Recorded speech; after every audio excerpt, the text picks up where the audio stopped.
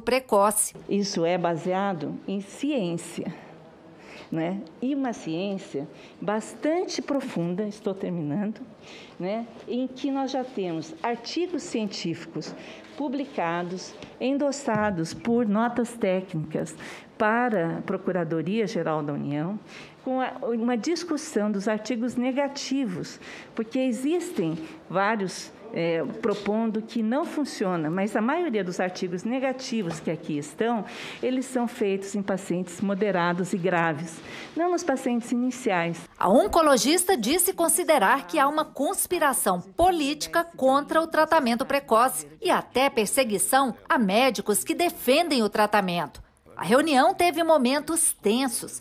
O relator apresentou vários vídeos com declarações de Nise Yamaguchi sobre temas polêmicos, como a imunidade de rebanho. Acredito que nós deveríamos retomar a normalidade totalmente da sociedade, fazer o isolamento vertical, ou seja, só idosos imunodeprimidos terem cuidados especiais, e desta forma nós adquiriríamos a imunidade de rebanho.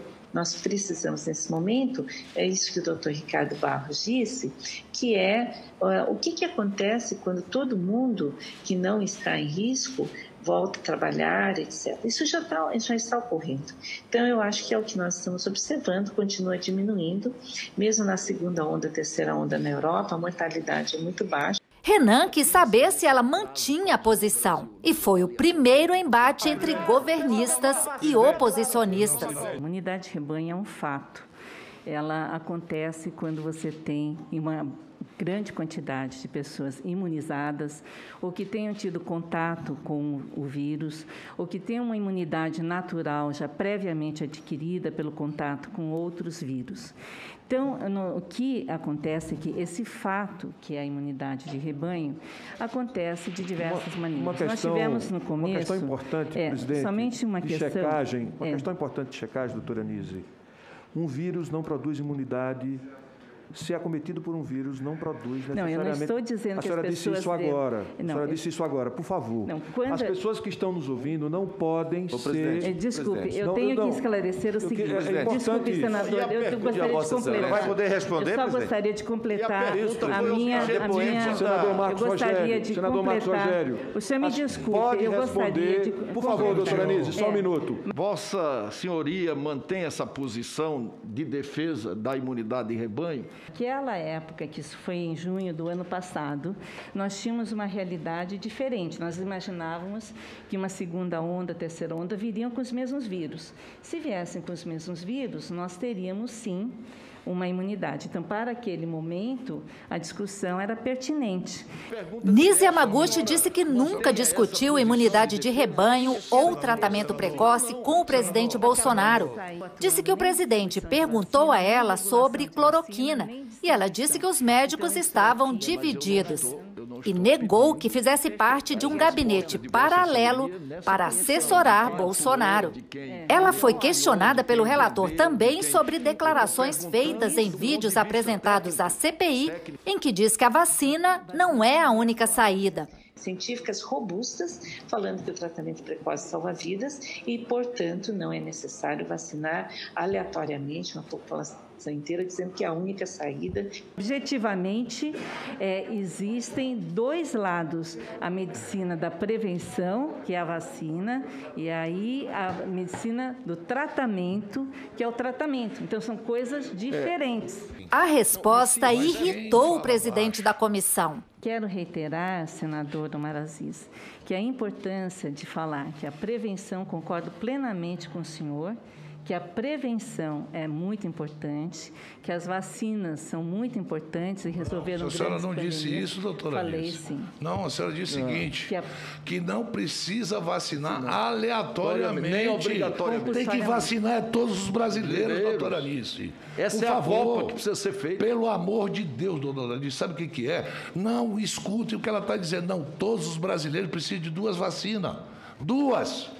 Essa CPI foi criada para isso. A médica não quis emitir opinião sobre as declarações do presidente Bolsonaro desqualificando as vacinas. Está bem claro lá no contrato nós não nos responsabilizamos por qualquer efeito colateral.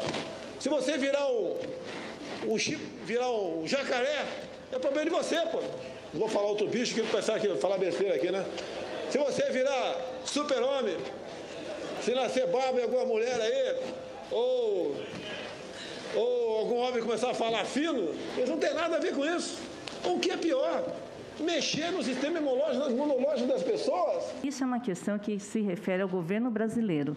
Eu não participo dessa discussão. Não, mas eu perguntei, a discussão, cientificamente, tecnicamente, foi uma decisão acertada? Eu não tenho como dizer, porque isso não é uma decisão científica, isso é uma decisão política, é uma decisão econômica, uma decisão que tem muitas coisas que eu desconheço. O relator perguntou também sobre a reunião em que teria sido discutida a mudança na bula da cloroquina, como disseram na CPI o ex-ministro Henrique Mandetta e o presidente da Anvisa, Antônio Barra Torres. Havia sobre a mesa, por exemplo, um papel não timbrado de um decreto presidencial para que fosse sugerido daquela reunião que se mudasse a bula da cloroquina na Anvisa, colocando na bula a indicação de cloroquina para coronavírus. Quem elaborou ou quem defendeu o documento? Esse documento ou a mudança na bula? Esse documento ele foi comentado pela doutora Nise Yamaguchi, o que provocou uma reação, eu confesso até um pouco deseducada ou deselegante minha. A minha reação foi muito imediata. Nise Yamaguchi repetiu várias vezes que não sugeriu mudança na bula da cloroquina e que isso não foi discutido na reunião. Segundo ela, o que se discutiu foi como indicar o medicamento e não a mudança na bula. E foi outro momento tenso. O presidente da Anvisa disse que foi ríspido com a senhora, que tentou introduzir na conversa a mudança por decreto da bula. Ele contou um fato. Eu estou perguntando à senhora sobre esse fato. Olha, a senhora nega que não minutou. E não houve nenhuma tentativa de decreto de mudança de bula nessa ocasião. Mas nós estamos partindo do fato consumado, da declaração dele e do outro ministro. Mas uma declaração não significa que houve. A minha verdade e os fatos é que não houve mudança de bula. Nem decreto de mudança de bula. Inclusive, eu coloco à disposição aqui o que estava em cima da mesa, que era simplesmente disponibilizar o medicamento. Mas a senhora tem esse documento? Ué, senhor presidente, ela está tentando falar isso meia hora, vocês não estão entendendo? Não. Ela está oferecendo o documento em meia hora. Só um minutinho. Só um minutinho, Marco Rogério. O relator dizendo só um minutinho, senador Marco Rogério. Ela não pode ter esse documento, sabe por quê? Porque o presidente da Anvisa disse aqui para a gente o seguinte, que o ministro Braga Neto, na hora que ele discordou, ele pegou o papel e rasgou. Estava em cima da mesa. Se ela tem esse documento, é porque ela fez. O certo é nós trazermos aqui o presidente da Anvisa e fazer uma cariação com a senhora. Porque ele disse que, inclusive, aqui ele falou, e todos os senadores... Só um minutinho, doutora Anísio. Ele disse que até foi indelicado com a senhora. Foi muito indelicado, ele disse aqui, eu até perdi a cabeça, foi indelicado. Isso todos nós ouvimos aqui. Então, se ele foi indelicado, porque alguma coisa proporam que ele, pelos princípios dele, não aceitou. Então, o certo é a gente fazer uma cariação.